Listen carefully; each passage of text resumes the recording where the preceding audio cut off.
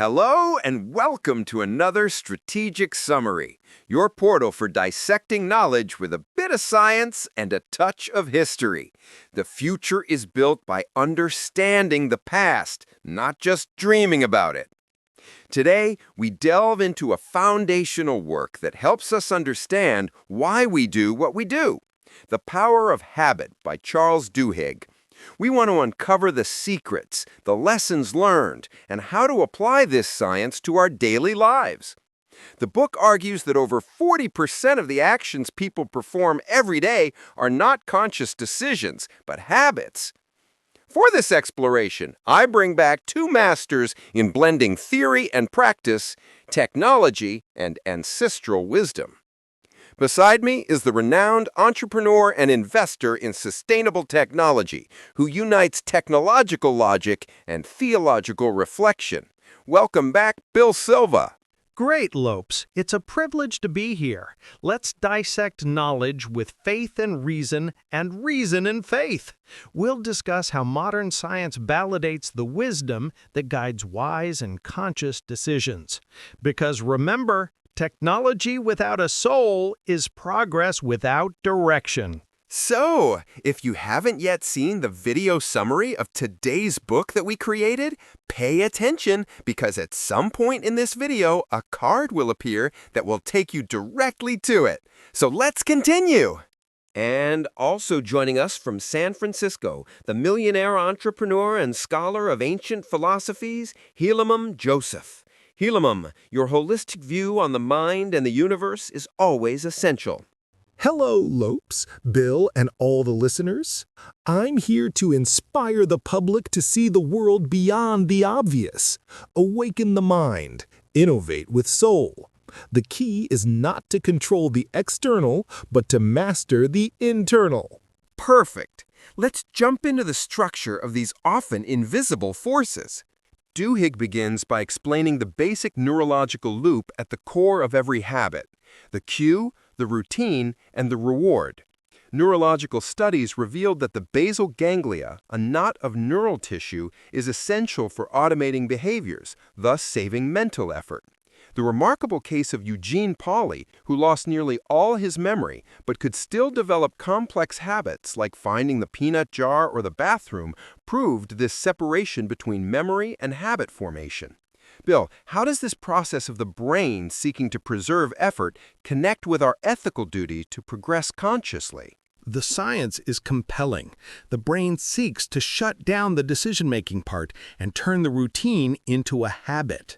The fact that habits are encoded in our brain structures is an advantage. Otherwise, our brains would crash, overwhelmed with the minutiae of daily life. However, if we do not guide these loops with wisdom and moral values, the brain's algorithms simply lead us to what is comfortable, not necessarily what is just. Every discovery carries within it the history of man and the mystery of God. From a philosophical perspective, the habit loop reveals that we often operate on autopilot. The challenge is not necessarily the routine itself, but being conscious of the cue, the stimulus, and the reward, what satisfies our need. The union between science, Hermetic philosophy, and Buddhist practices teaches us that we must become more conscious so that the habit doesn't unfold automatically without our permission. So, if the routine is the visible part, the true leverage points for change must be the beginning, the cue, and the end, the reward. Duhigg explains the motor that drives the loop, the craving. This craving is a neurological anticipation that arises when we associate the cue with the reward. The classic example is Claude Hopkins marketing Pepsodent. He succeeded not by promising clean teeth, the reward, but by creating a craving for the tingling, cool sensation that signaled clean. Helaman, how does this concept of craving relate to personal transformation? The craving, or the intense desire, is essentially the frequency our mind is learning to decode. If we are not aware of this anticipated pleasure, we are like the shoppers drawn uncontrollably to the Cinnabon smell. The Hermetic law states that the universe operates on frequencies that our mind is still learning to decode. We must understand that this unsale is the driving force and redirect it toward purposes that serve our highest potential. The concept of craving is powerful, but it also carries ethical warnings. Research shows that strong habits can generate reactions similar to addiction, where desire evolves into an obsessive craving that forces our brains into autopilot, regardless of strong disincentives. We must ensure our cravings are for purposeful things. We must choose a clear reward and cultivate the craving for that constructive outcome, not just a fleeting impulse satisfaction.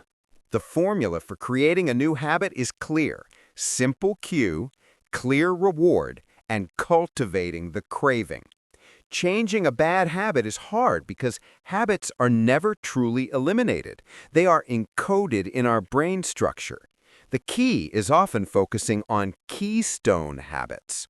Bill, the transformation of Alcoa under Paul O'Neill is a prime organizational example. How did he use safety as a keystone habit to completely revolutionize the company? O'Neill didn't order people to change. He chose workplace safety, a seemingly simple priority, as the keystone habit that initiated a chain reaction across the entire organization. To achieve zero accidents, managers had to report incidents quickly, which demanded better communication, organizational transparency, and efficiency in manufacturing processes. This single focus created a new organizational culture where new values became ingrained, making difficult choices, like firing a senior executive who violated safety protocol, much easier. Focusing on one key habit creates small wins. These small victories fuel widespread change by establishing structures that help other good habits thrive. On an individual level, the book highlights willpower as the most important keystone habit for success. Starbucks demonstrated this by teaching employees like Travis Leach how to manage stressful inflection points.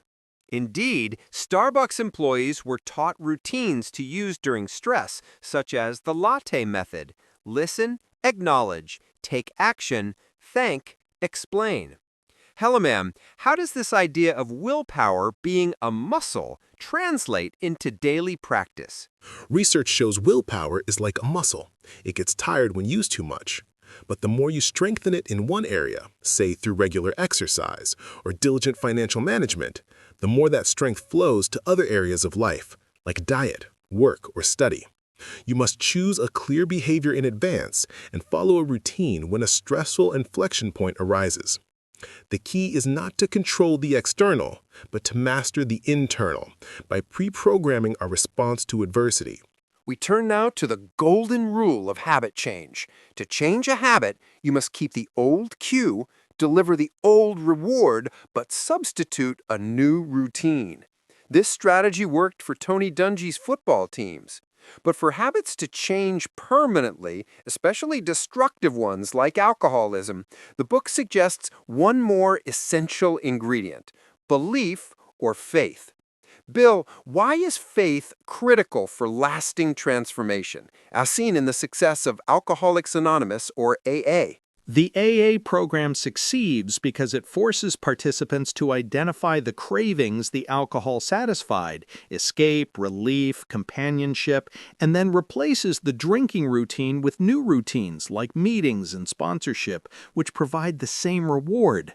However, when life stresses become overwhelming, the new routine often fails unless there is belief. Faith, in this context, is the capacity to believe that things will get better, and the community, AA, makes this faith possible because people support one another. It's about accepting the courage to believe. Absolutely. The permanent shift happens when people realize they must believe that change is possible. The AA provides a community where that faith can be practiced. As the sources note, change happens among other people. You need a group to suspend disbelief and strengthen that resolve. This is about transcending our known paradigms and recognizing that our habits are what we choose them to be. In essence, the power of habit reveals that we have the freedom and the responsibility to transform our patterns. We have reached the end of this strategic summary on the power of habit. We've learned about the neurological loop, cue, routine, reward, the power of the craving, the leverage offered by Keystone Habits, and the crucial role of belief in achieving permanent change. Bill, your final thought for our listeners who seek purpose-driven change. Remember that to grow is to learn to walk between the visible and the invisible. Use the science of habits to innovate with purpose, guided by wisdom and moral values. And Halimam, your message for those seeking integral transformation? The real change begins when we understand the invisible laws that govern everything. Find your community, create your plan, and believe in your potential. Awaken the mind, innovate with soul. Thank you to Bill Silva and Halimam Joseph for sharing this integrated vision. I am Lopez Sakani, and I urge you all to keep asking questions. If you don't question, you never know if you're right. If this summary helped you gain clarity and sharpen your thinking, don't keep this courage to yourself. Hit that like button, subscribe to the channel for more unbiased analysis, and share this knowledge.